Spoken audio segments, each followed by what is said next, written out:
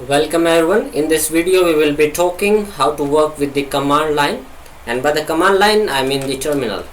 So let's open our workspace directory with the getting started folder, and currently I just have a single file which is index.js. We created this file in the last video, and this is just a basic simple HTTP server. So in this video we will be creating a simple program that will print hello world onto the command line or onto the output, and we will also see how we can take some kind of input from the command line. Let's get started. Let's create a new file. Call it anything you want, but our case we will be calling it hello cmd.js, and inside of this, if you want to print anything onto the command line or to the output, you have console log. The output of the console log will be printed directly onto the terminal window. So let's say we have hello world to print to the user. So if I just list the files and I say node hello-cmd.js, then I will see that I get the output as hello world. So this was something that we can do to get the user some kind of output. Now what if I want to take some kind of input from the user? Let's say I want to take my name as an input. So I want the user to enter his or her name, and then I will be saying him hello. Let's just go ahead and do that. In order for us to do that, we have two options. One is working with read line, and another will be working with the arguments passed to the command line. So anything after the keyword node is an argument that we will be receiving in our program.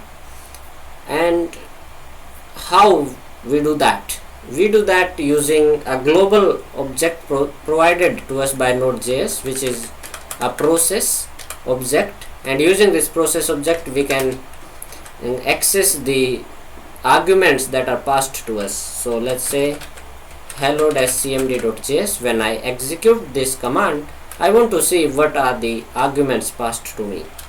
So I have argv option to me. The argv is an array of some sort. So the value of process.argv at the 0 will be the full path to Node.js executable, and the value of process.argv at the index 1 will be the full path to file. So the current file, the file we are just currently providing after the node command line utility is the hello-cmd.js, and the complete path to this hello-cmd.js will be the first argument to the Node.js, and the 0th argument will be Node.js executable. So let's go ahead and test it out. I just go ahead and let's say console.log process.argv. Let me log the complete array in front of you, and we see that the first argument is complete Node.js binary, which is located at user/bin/node.js, and then I have my complete file name, which is the home directory on my Linux distribution, and then my username, which is sr in this case, then the workspace directory, and you can see that is the complete file. It is complete path to the current executing file.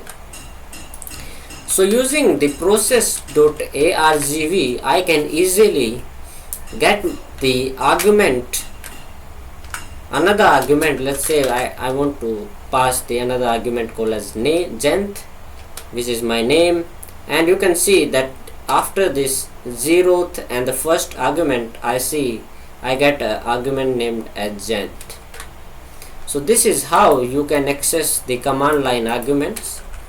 So let's extract const username is equal to process.argv, and it will be present at the second index. So the value at the second index of argv array inside of the process object needs to be stored inside a variable called as username. So basically I am creating a variable and storing this second index, the value at second index of argv array. Okay, now I need to check if the username is provided. So I will make sure if the username is not provided, in that case I will just tell the user about program usage. Okay, next what I need to do is, if the username is provided by the user, in that case I want to greet him with a hello. Console.log, and I will say hello, and then whatever he provided me the username. Okay, so this is something that I want to implement, and let's complete the program. So in order to tell the user about program usage, I need to figure out my file name. So to get the file name, as you can see, it's at the it's at the last location of the first argument inside argv. So if I get my file name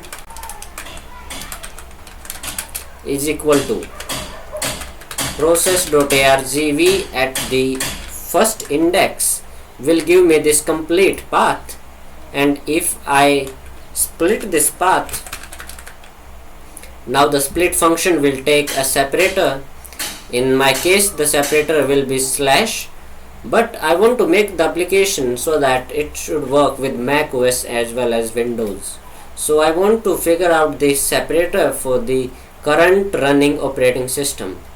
In order to figure out that, I need to require another module provided by Nodejs. That module will be the path module, and on the path module I have a property called as SEP, which is a separator. As you can see, it just provide a platform specific separator, which is backslash or forward slash. So I will split with that separator, and by splitting that separator we will have some kind of array which will hold the values home, s, workspace and all further. And now from that array I need to get the last file or the last item in that array. So how do I get that? If I delete the last item from the array, the pop function will delete the last item, which is hello-cmd.js from the array, and it will return the last deleted item. So whatever item it deletes, it returns that. So using this I can get my file name, and then after getting my file name, let's improve the comment. Here we are getting the file name, and over here we will tell the user about sample usage, or we can just provide him as some kind of example. So first of all we will show him an error, and the error will be username invalid username. Let's say we are just telling him that is an invalid username, and then we will provide him with the example usage, which is $braces. This is some kind of ES6 syntax which allows us to get the value of some variable inside of a string. So it will be file name. So whatever is our file name, and then followed by that will be the username.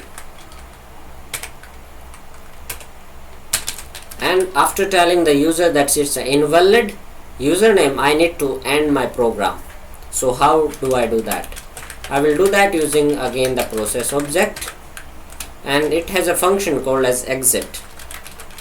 The exit takes a status code as an argument. So process.exit1 will tell the operating system that the program ended with some kind of error. If I place the exit code as 0, in that case the operating system will assume that the program exited as expected. But I want to exit my program with some kind of error to notify the operating system that it's not a usual exit process of my program. So basically in this program what I am doing is I am getting the username. Let's remove this console log. So I am getting a username using this process.argv array.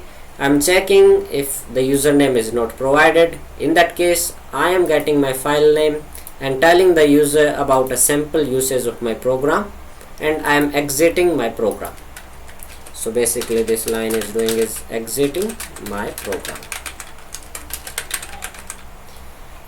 And if the username is provided, in that case I will just create the user with a hello. Okay, so this was something that we made, and in order to execute it we can execute the command hello followed by the file name, which is hello-cmd.js in our case.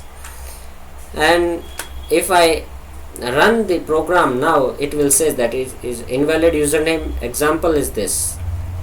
So we just faced this code block. Now if I provide my name, which is Jayant in my case, it greets me with hello space Jayant. Another great thing that I want to mention is what if I provide my full name with spaces, hello Jayant space Malik. In the case I still get my value as hello comma Jayant. Now this is not some kind of error that our program is having. It's some kind of a behavior. It's expected behavior of the command line shell.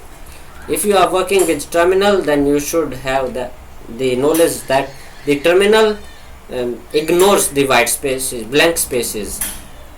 So in order to put a space, I need to put a backslash and then a space.